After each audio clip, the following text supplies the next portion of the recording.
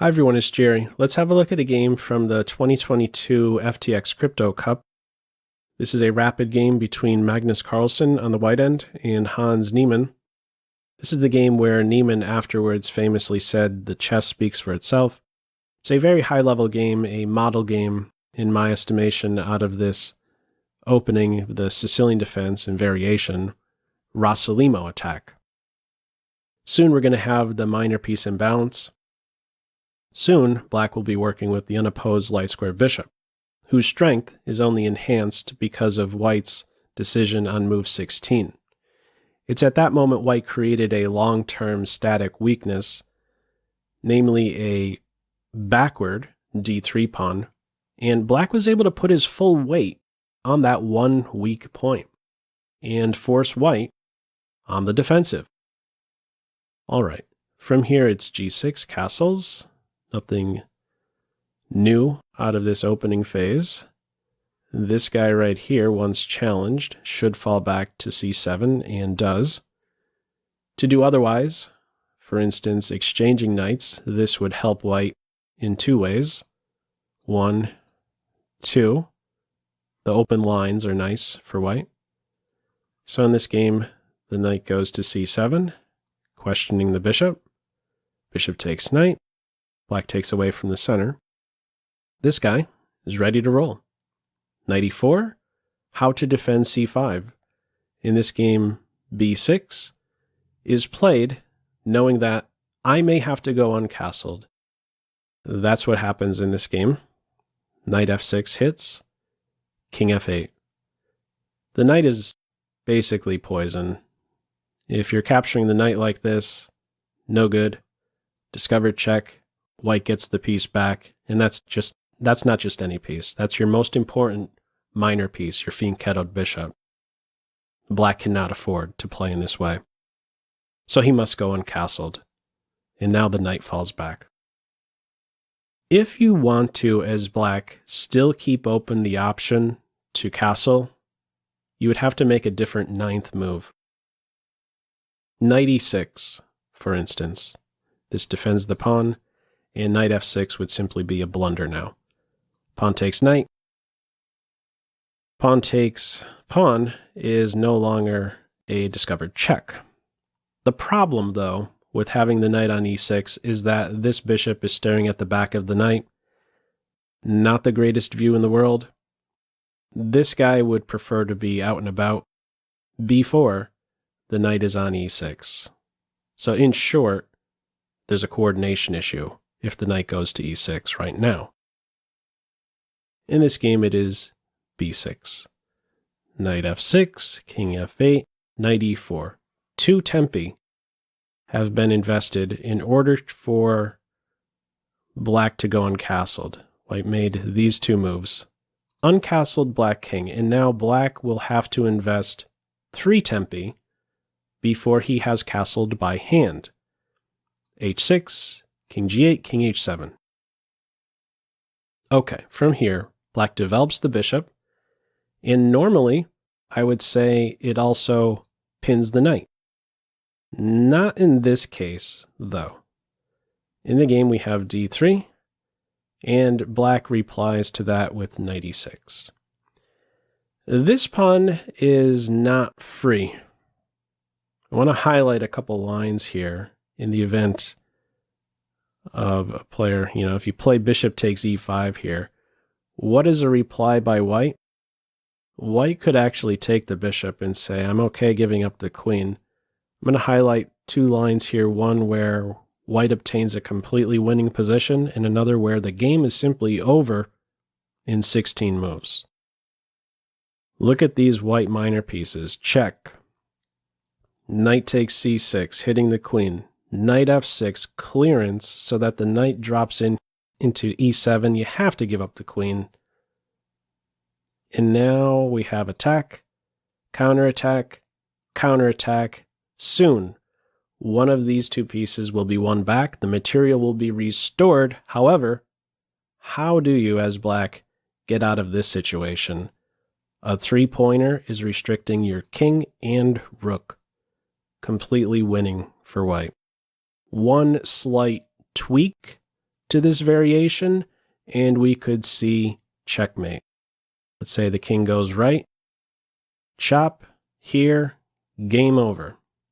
Normally, it's the black knights that are here, but what a pretty finish this one would be. That's checkmate.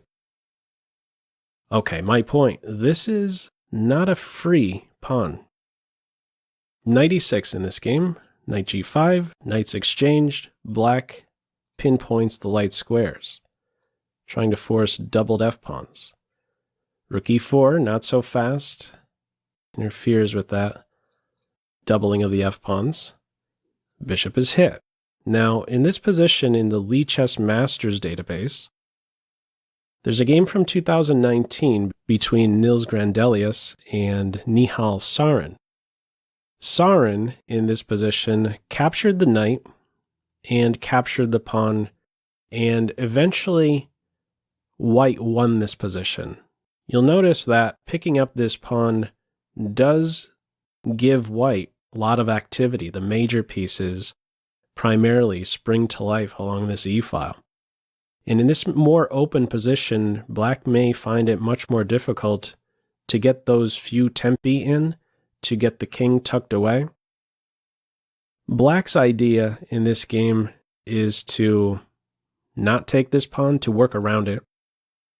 And in this much more closed environment, black will find it much easier to invest the tempi to get the king to safety. All right, from here, move 16, as mentioned, a big weakness is created at this moment. Carlsen goes with c4. So I want to spend some time at this point right here. First of all, why is c4 played? Why not immediately react to this threat? What is maybe a train of thought white had in this position? I believe c4 is played to stop black from, in some cases, playing c4 himself. For instance, let's say white immediately reacted to the threat. Here's how we could maybe play as black. c4 would be a very good move in this position. c4 is desirable for black because, on one hand, you're trying to undouble one of your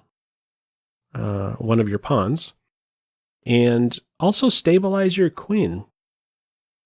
She's very good on d5, especially after, let's say, reply d4. This would be an amazing position for black. Queen is amazing, primarily because she's so stable. How do you challenge this piece? So this is one reason I believe white wanted to play c4, or played c4 now, to stop black from playing c4. And another is, I believe white expected to get rid of this weakness. He's obviously well aware that this is a big weakness structurally. I believe he expected to get d4 in successfully, but d4 never came in this game. And I believe white may have underestimated this next move by black. In the game, queen e6 is played. Now, to me, this doesn't come across as the most natural move. More natural to me is queen d7, where you stay trained on the weak point. But with the queen on e6, we'll notice a couple key differences between these two posts. One is she stays trained on c4 from the e6 square, which makes it much more difficult to play d4 successfully. And another is, by staying off of d7, d7 is now available for one of the black rooks, and the other black rook is going to be on d8. So a battery is now available to black, and there's another square also that will soon open up for this queen. g6 is going to open up soon. Every possible black piece that could be directed on d3 is going to be directed at d3. Now, if the queen had fallen back to d7 in this position, how might play have continued? How might white have successfully played d4? Rook e2. This guy would be poison. If you take with the bishop, you're in a pin. You could defend it temporarily, but white could always put a third attacker on it. This is winning for white. Also, taking with the queen is winning because rook d2. If you save the queen, you will lose your king. Taking it out just a couple more moves. Let's say in this position as black, you play rook to d8.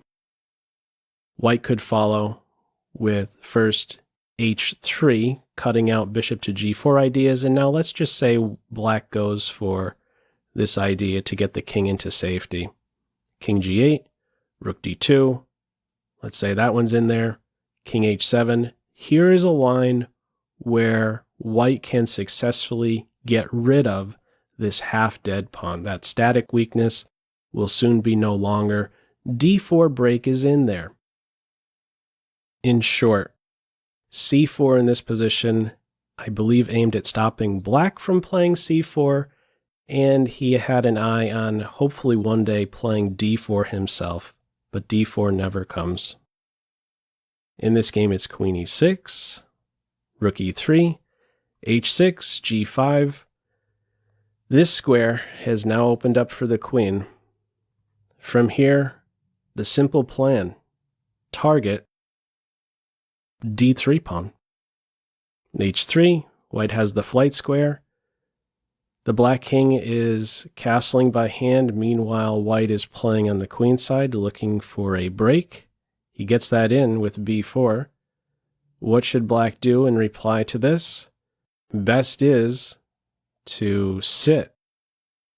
If white takes, yes, you undouble the pawns, but you give this rook some play.